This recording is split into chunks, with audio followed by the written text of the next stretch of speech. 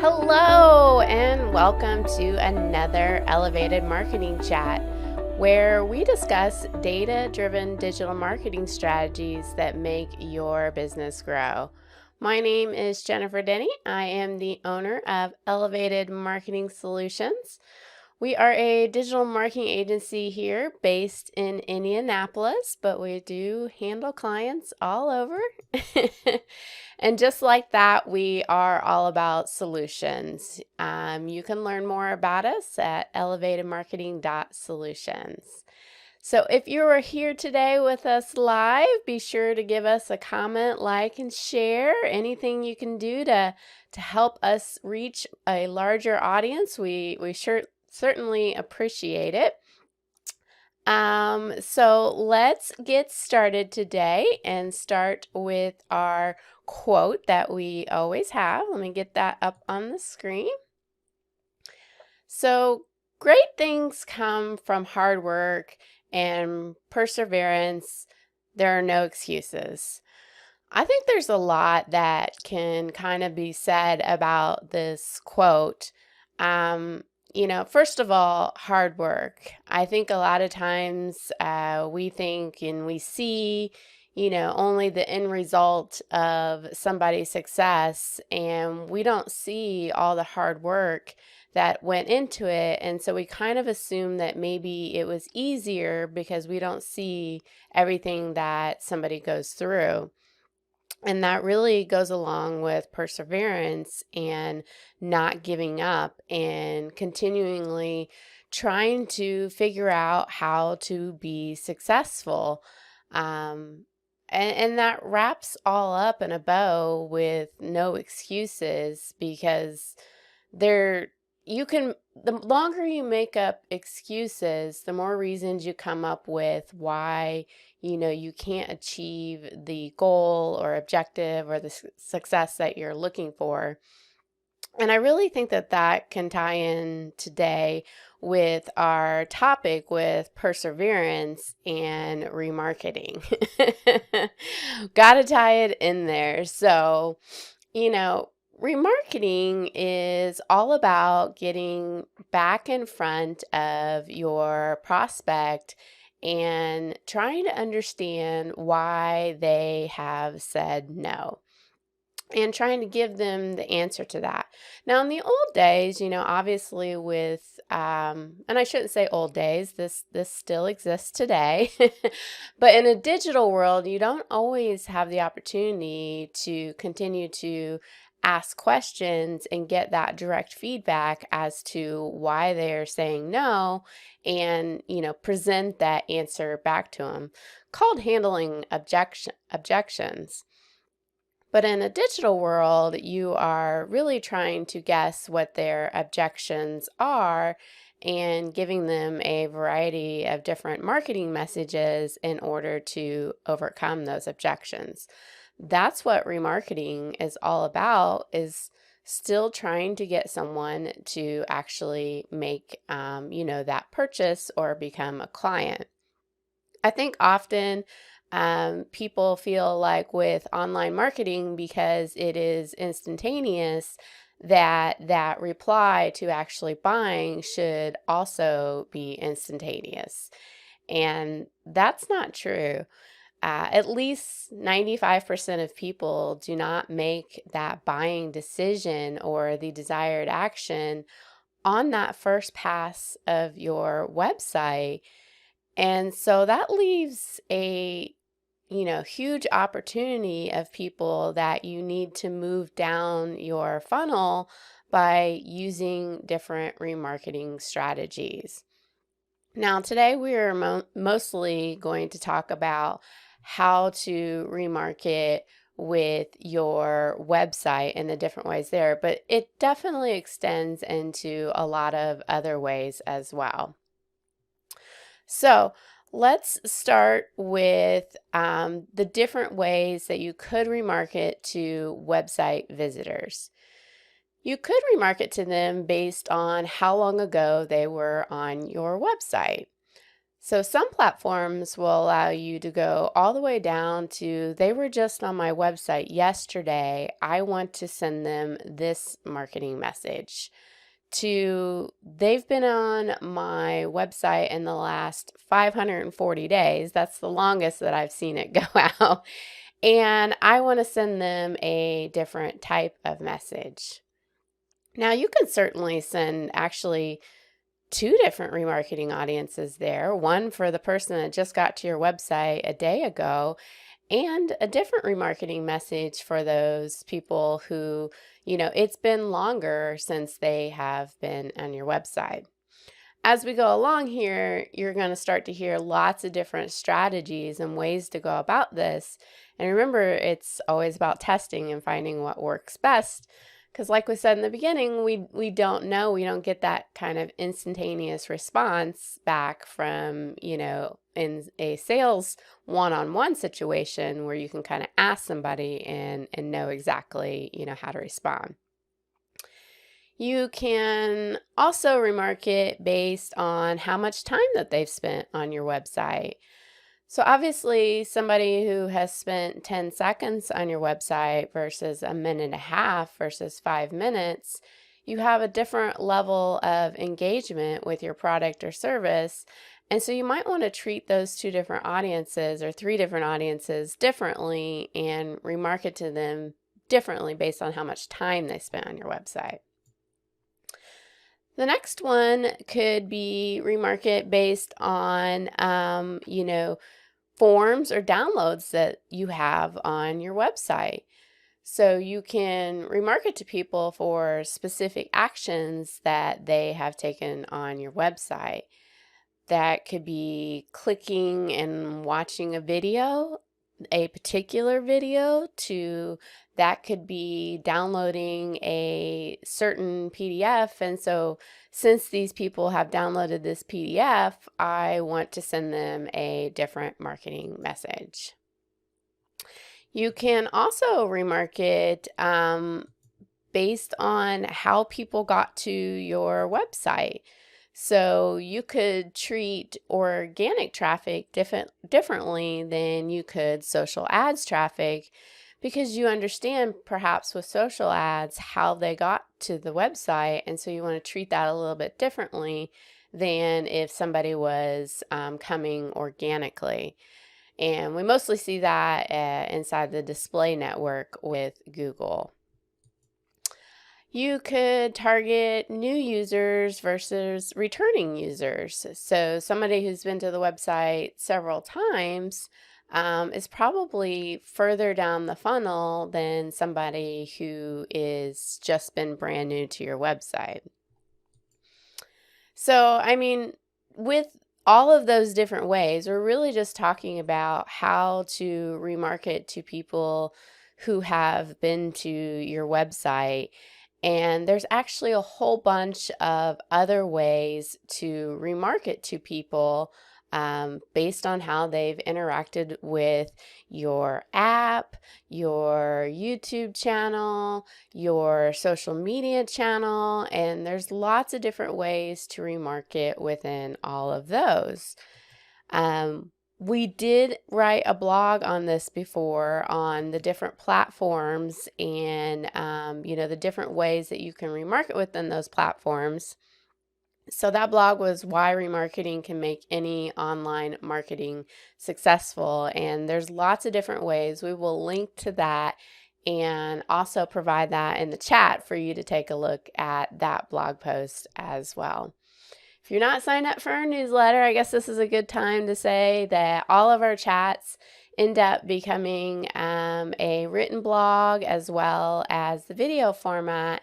And so when you sign up for our newsletter, you will get a copy of that, as well as, any updates that are going on with Elevated Marketing and our tips and our podcast as well. So yes, we have a podcast as well. So let's go through some of the tips, to keep in mind with all these ways to remarket to your website visitors. The first thing is you have to be aware of how large your audience is and your ability to remarket to them. So, a lot of different platforms have limits as to how many people need to be in your remarketing audience before you can actually do that. Google Display Market remarketing, you need 1,000. I've seen with Facebook ads as low as 100. And so, realizing how large your audience is can help you in a couple different ways. First of all, a lot of these platforms, you need to actually add the pixel or the tracking and create these audiences for them even to start.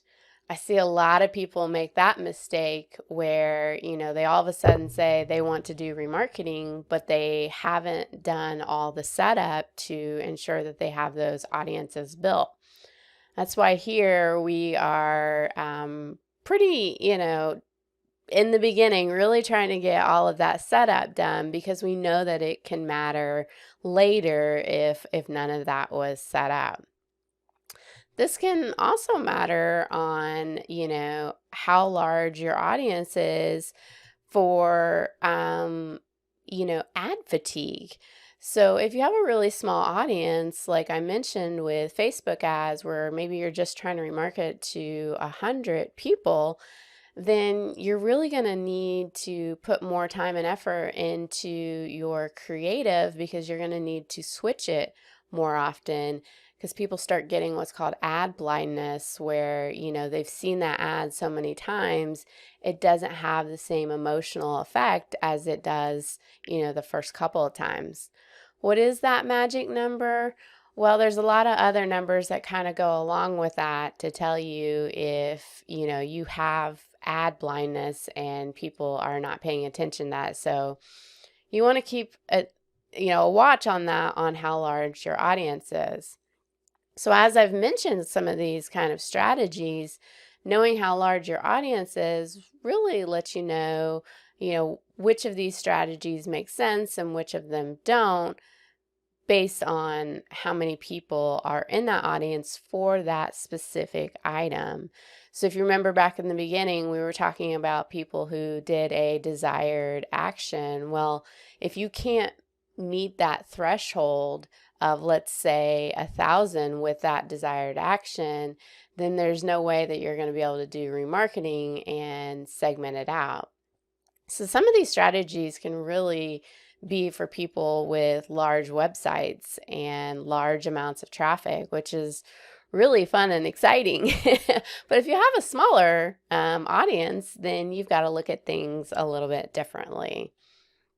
So let's talk about what kind of content to send to people who you are remarketing to.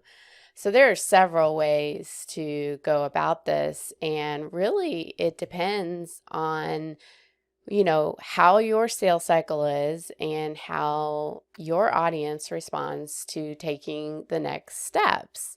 So again, it's always about testing. So when we say sales cycle, if you go back to that timing and we were talking about, sending out something the very next day. Well, if you have a typical sales cycle of 60 to 90 days, then spending part of your ad budget to remarket to someone the very next day is not going to be as effective as kind of spreading that out. And, the other thing is on the content, what your audience will respond to can depend on what type of, service or product that you offer. It's bottom of the funnel or remarketing, same audience, same term. We do that a lot in marketing where we try to confuse things, is really about overcoming, the different objections that people could have. So one of the objections that they could have is price.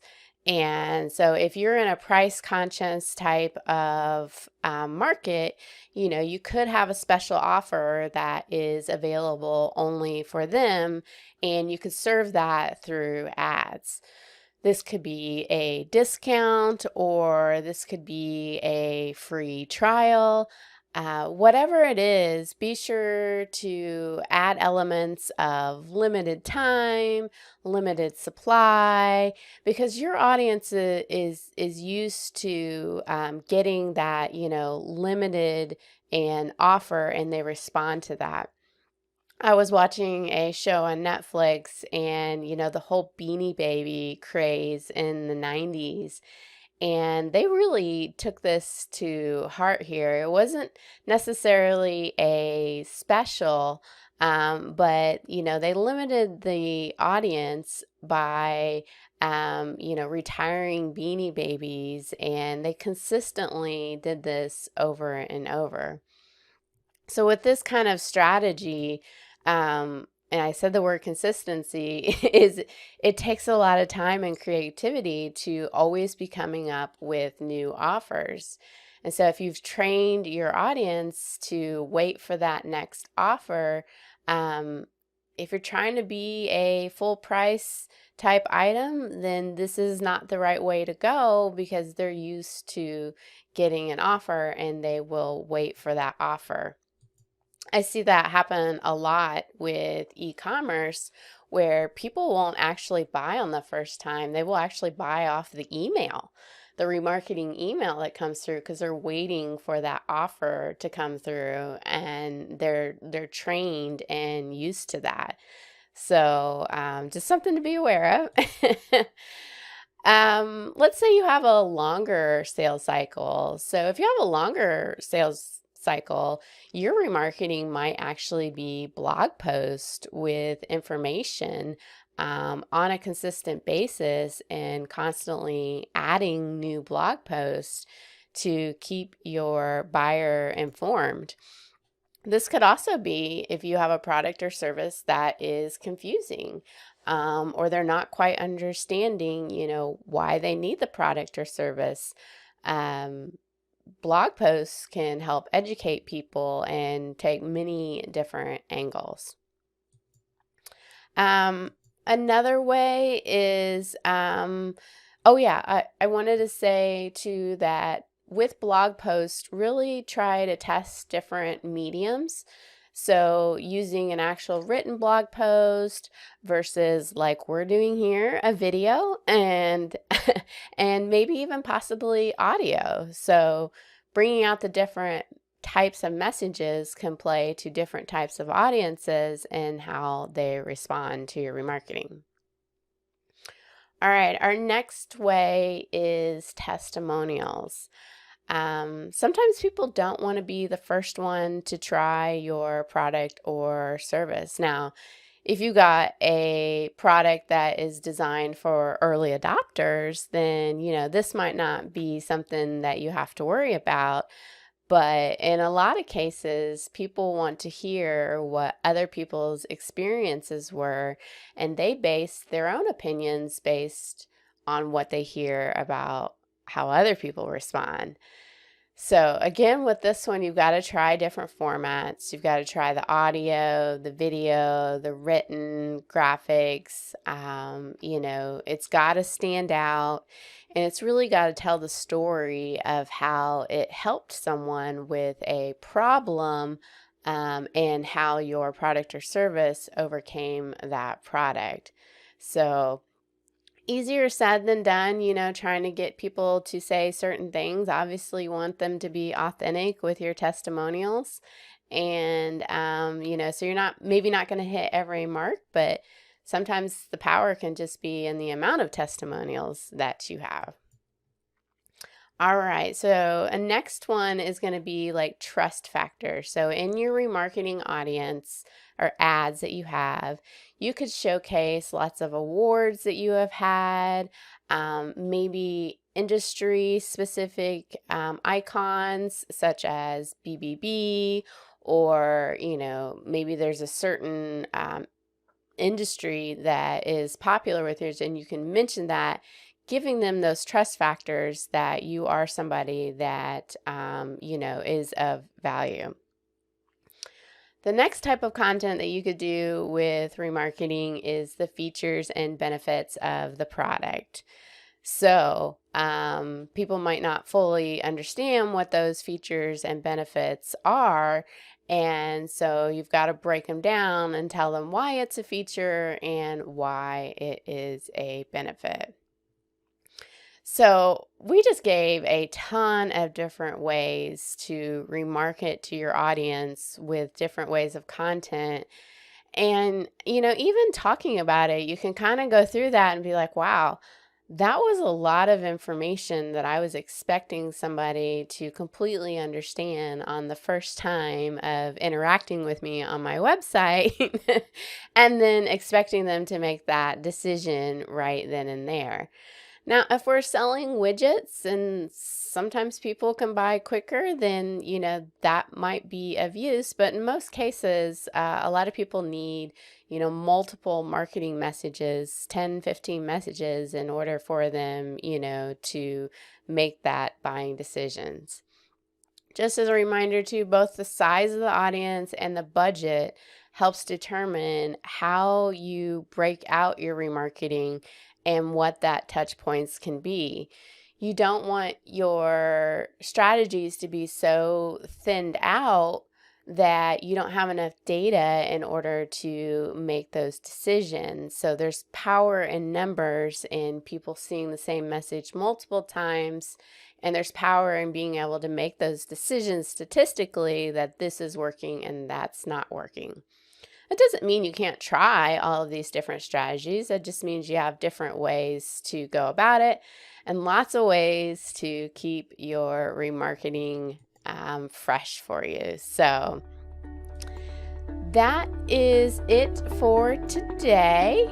You can follow, or subscribe to our newsletter or any of our social media channels at elevatedmarketing.solutions. So whatever channel that you are on, I'm sure there's a way to like that channel or subscribe to it. We're all over. We're on Facebook. We are on Instagram and Twitter and LinkedIn and YouTube. And like I said, you can subscribe too by getting on our newsletter. So next time we are going to talk about streaming music and podcast ads and everything you need to know about them. This is a topic that I'm really excited for. This is going to be on February 11th at our normal 1 o'clock on a Thursday. And these have become quite popular, as I will show you. Even with streaming music, it has taken over regular AM, FM radio. More people are listening to streaming music.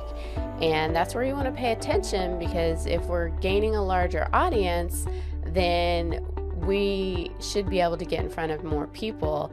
And then, of course, you couple that with all the targeting that we have with digital marketing. So, all right, everyone, take care. My name's Jennifer Denny, the owner of Elevated Marketing Solutions.